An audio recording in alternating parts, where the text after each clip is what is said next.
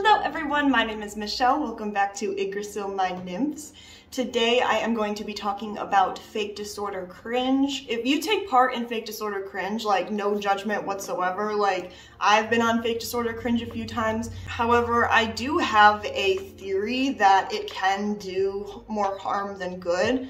And is there any evidence that fake claiming people will actually help them psychologically? It could be true, I don't know. However, like from a lot of my experience, people who are fake claimed, they just get angry, even if like it's been proven that they are faking.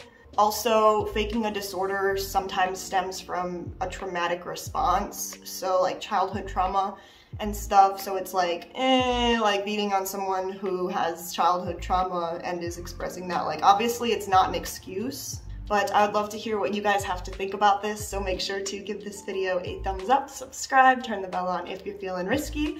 Comment below how you feel about this situation, fake disorder cringe. Thank you so much to my members. I appreciate each and every one of you very, very much. I'm elated by all 7 of you guys. You're each a beautiful human being, and enjoy the video.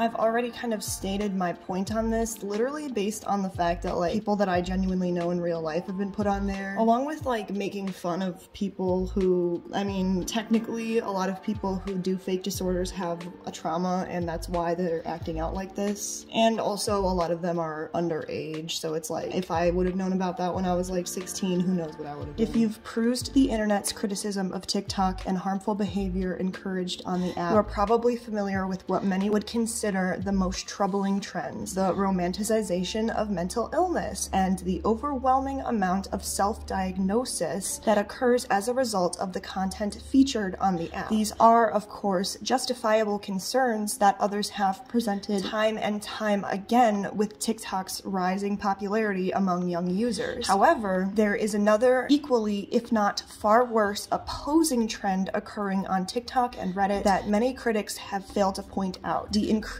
engagement with fake disorder cringe. At its origin, fake claiming began as a practice of calling out TikTok users who introduced themselves as having dissociative identity disorder, or DID. Users would duet or stitch videos made by creators they believed to be faking DID, broadcasting the cringe of their obvious deception to their followers and other views who browsed the hashtag fake disorder cringe. Now, use this hashtag and fake claiming has spread beyond just DID. Anyone who claims to have a physical or mental condition is susceptible to the ire of these users, and it's proving to have deeply harmful consequences for disabled creators. Shay from Shay Shits in the Bag on TikTok is one of the most recent victims of this harassment. The subreddit r/fake disorder cringe is the primary hub for fake claiming, but many sister subreddits operate in conjunction with the original. Specifically, the subreddit r/youth gone wild has posted several threads dealing with Shade's supposed deception of OTT, or over-the-top behavior, while speaking about her disabilities. One Redditor even offered to get a timeline put together of Shay's discussion on her disabilities online as some sort of proof that she's lying about her physical symptoms. "I have to prove my doctors 10 times extra," Shay said. "I shouldn't have to deal with random keyword warriors." And she's right. Disabled people already face medical gaslighting when seeking treatment, and the rhetoric of these subreddits and the conjuncture TikTok hashtag only furthers the medical myths and that prevent many disabled people from receiving quality care.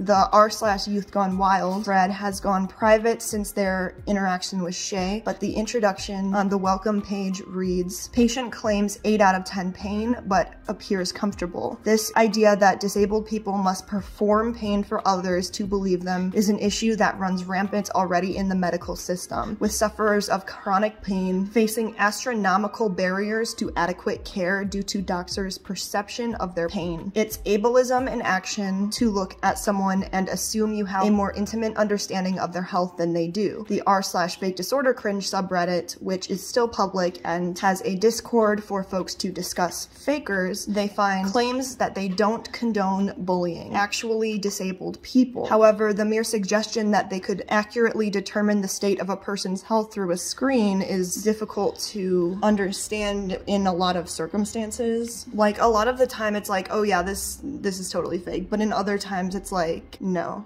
And they ultimately do end up harassing and bullying disabled people frequently. This is a quote-unquote cringe subreddit after all. The about page states, and not allowing insults takes some of the fun out of it. Moderators actively allowing insults is another example of why this kind of behavior is bound to perpetuate ableism and targeted harassment of disabled creators. The subreddit is overflowing with photos, videos, and personal information about these people these Redditors and TikTokers accuse of faking. In Shade's case, those active in Youth Gone Wild subreddit have gone as far as to stalk her social media page and monitor her responses to being publicly accused of faking her disabilities. After Shay made it clear that she would contact the workplace of those harassing her, another user created an entire separate Reddit account named Dox Me Now Bitch, perhaps to spite Shay in her distress. Moderators of the r/fake disorder cringe subreddit do have a note listed in their about section stating that those they've posted in the subreddit can request their information to be taken down. But in example of irony, the note closes with, "People be polite, we can't be in mod mail 24/7. These users are harassing disabled creators, debating the validity of medical history on public forums and TikTok comments, yet ask those to find themselves in the crossfire of this awful practice for civility. It's a prime example of how a trend that started with so-called pure intentions can quickly and easily spiral into a type of ableism and direct harm levied at disabled people. Even if some of the people that these users fake claim are lying about their condition, dedicated threads and platforms to debunking potential false stories, just in my opinion, isn't worth the tangible harm and behavior that this will do to disabled people. Like, I don't know if like going after individual people is helpful, but I do see the other side of it, which is like, well, what else are we supposed to do? Just let them do that? They should be embarrassed, right? But let me know what you guys think about that. Outside of making fun of people online and perpetuating ableist myths that disabled people must look at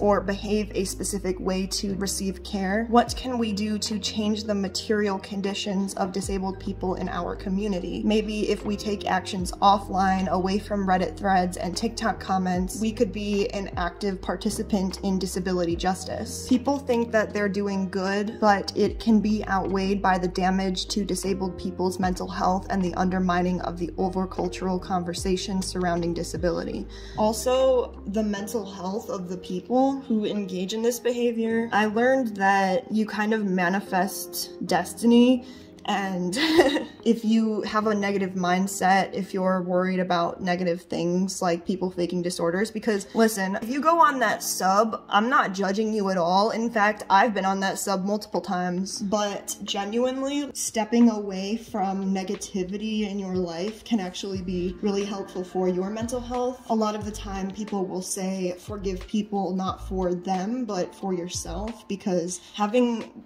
these people live rent-free in your head can damage you psychologically. But then again, I am dedicated to exposing dissociated, so I'm kind of in the exact same boat as you and definitely no place to judge. There are many reasons why young people may fake disorders, and it can be an indicator of underlying issues. So what might influence this behavior? It could be seeking attention, care, or emotional gratification. One of the most common causes of faking disorder is a need for attention. Many people suffering from disorders receive support or praise for discussing their condition online openly. Some young people may therefore see mimicking a condition as a way to elicit sympathy and attention from others. particularly if they feel unable to get care somewhere else. It may be easy to write off such behavior as attention-seeking, but care and attention are essential to all of our lives. Responding in a non-judgmental and understanding way is key. They might want to be a part of a community. Faking a disorder can help a person to feel like they're part of a community. Young people have lived through years of increased social isolation and increased use of digital due to COVID-19 pandemic, so therefore it is understandable to want to connect with a community through digital means. Online communities for those struggling with disorders such as obsessive-compulsive disorder or Tourette's can be a thriving place for young people to make connections or feel understood. For a young person who has been missing that shared community space, faking a disorder could be a way for them to feel involved. They could be insecure or have identity issues. The identity question is particularly relevant for young people. Social media sites such as TikTok, where the majority of fake disorders were reported, it can seem like a particular user is confident in their identity as, for example, someone with OCD. If a person isn't sure about their identity and experiencing insecurity as well, it can therefore be tempting to align themselves with a specific condition. The detailed information available on mental health disorders can be incredibly useful for those with diagnosis, but it can make it easy for a young person to adopt that disorder as their identity. They could have misunderstanding or misdiagnosis. This is very easy to do online. A young person using TikTok may see a video depicting symptoms they recognize and come to the conclusion that they have, for example, dissociative identity disorder. In reality, self-diagnosis may not be accurate to the way that they could be struggling with. Many people faking a disorder are struggling from conditions that could be harder to recognize, such as anxiety or depression. When a person is fake claim, it could lead to further mental health issues. The loss of a community based around their disorder could also cause feelings of isolation and low self-esteem. Now, you guys, I'm not even at that point yet, so if you guys are, please let me know, but being kind, patient, and offering non-judgmental space for these people to come to are the foundation needed to get them through their difficulties. A quote that I really like is, "When a person offends me, help me to remember that this is a sick person. Help me to show the same tolerance, pity, and patience that I would cheerfully grant a sick friend. Show me how I can help them. Save me from being angry. Help me to be free of anger and to see that the world and its people have dominated me. Show me that the wrongdoings of others, fancied or real, has the power to actually kill me." And people who seek out fake disorder cringe are more likely to struggle with mental health themselves. So it's really one of the battle against the mental illness, which in itself is just, that sounds kind of chaotic, but it's hard because people are okay, obviously we shouldn't be fake claiming people if we don't know, but these people are obviously faking. But the thing is that we can't know that 100% of the time. So I don't know, maybe with increased mod rules, that could be helpful. Not saying that we should throw it all away altogether, but maybe if there's more proof, or maybe if you don't show the person's face. But I would love to hear what you guys have to think about this, so make sure to give this video a thumbs up, subscribe, turn the bell on if you're feeling risky. Comment below how you feel about this situation, fake disorder cringe. Thank you so much to my members. I appreciate each and every one of you very, very much, and goodbye.